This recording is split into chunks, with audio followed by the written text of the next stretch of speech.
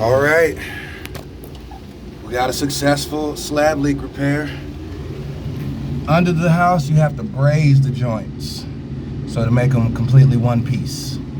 So that's the eliminated line, and this is the new line that we had to reroute up and under the beam. That's gonna be the extra charge, the beam access, through this 20-foot tunnel. Oh man, it's so hot.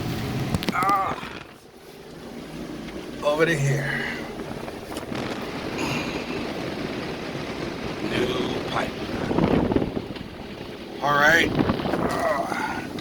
Just wanted to give y'all an insight into what we have to go through to fix slab leaks when they occur in your home.